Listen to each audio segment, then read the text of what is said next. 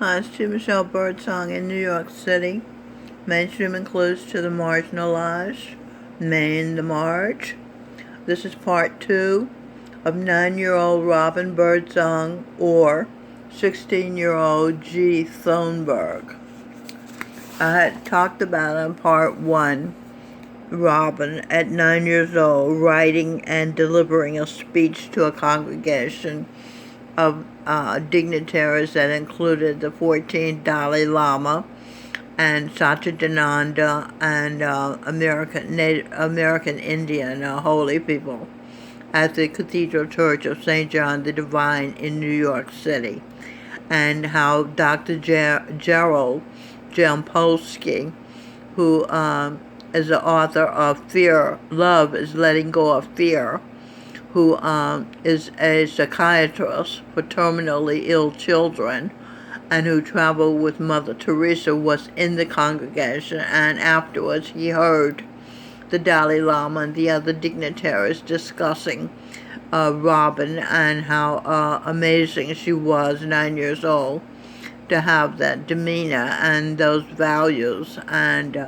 so he called us, the parents, to see if we would allow him to take Robin along to Beijing, China, and Nicaragua with his group children as teachers of peace.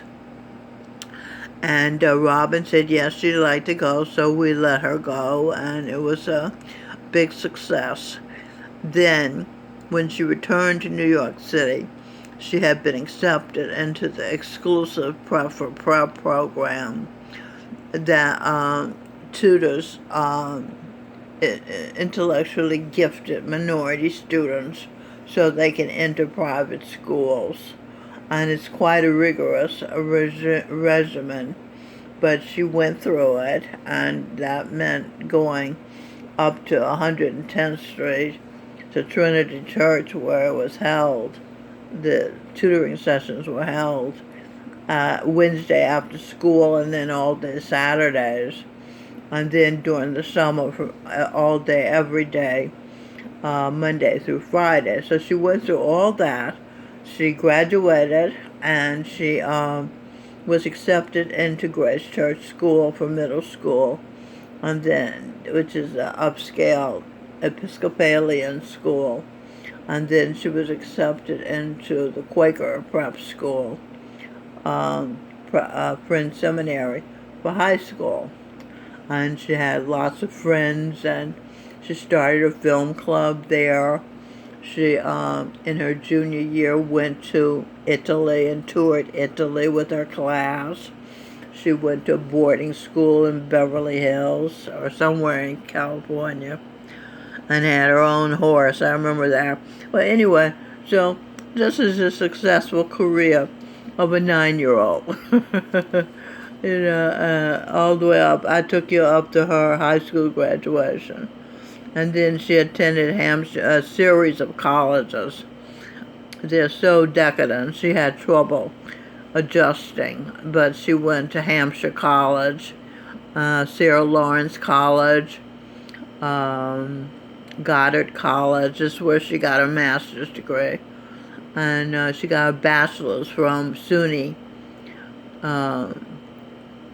Empire, which is where I got my Bachelor of Science degree in creative writing. It's a really good school and a reasonable tuition. So, all right, so let me continue. When Robin returned to the States, I'm talking about when she had been to China and Nicaragua with the children as teachers of peace. She began studies with a program called Prep for Prep. Okay, I don't have to go through that again. And then I said, after graduation, Robin, and she went to the Grace Church, and I said that. Prep for Prep was founded by former South Bronx high school teacher Gary Simmons. He and Dr. Gerald Jampolsky qualify as saints in my book. I once wrote Oprah Winfrey's show telling her about Robin in case they were interested in presenting an obviously good role model to young black girls. I never heard back from them. Robin is destined to be the First Lady, the first black First Lady of the United States. Michelle Obama was more like a man than a lady, perhaps as an overcompensation for her girly homosexual, biracial, not black husband. Okay. And the contrast between Greta Thunberg scaring the children out of their minds. Apparently she's scared out of her mind. And that's what she's offering the world, fear and panic and misinformation. And Robin, who at 9 years old offered the world a message of peace. And she, as an adult, is a writer. She co-wrote the book, Sneezy the Greasy Babysits Abigail, which is a moral tale for children. It awakens young children's consciences to right and wrong. And so this is what she has done. Okay, so I'll continue with what I've written here. David Icke said to Greta Thunberg, "Don't take the Nobel Peace Prize seriously." Oh, somebody said she was being considered for a Nobel Peace Prize. He said, "Don't take it seriously. Obama and Kissinger got one." The once lonely 15-year-old Greta Thunberg has become world famous almost overnight. That's not contrived, is it? Says David Icke sarcastically. Greta is now 16 years old and daughter of a famous opera singer and a left-wing activist who in the background has helped her daughter get started. Thunberg soon got her own coach, a well-known climate change activist from Germany by the name of Lisa Marie Neubauer. Neubauer belongs to an organization called the One Foundation, financed by Bono, Bill and Melinda Gates, George Soros, a notorious head of an open society progressive organization supporting thousands of NGOs. The idea that Greta Thunberg on her own started all this is utterly insane. What I hope, says David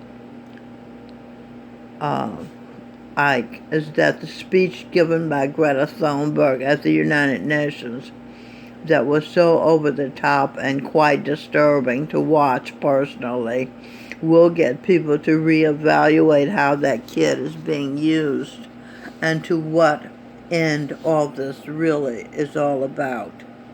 Whenever you want to promote propaganda, you can always rely on celebrities. They'll step up and say whatever you bloody like, says David Icke. And that is what it's all about, propaganda, indoctrination, especially of the young.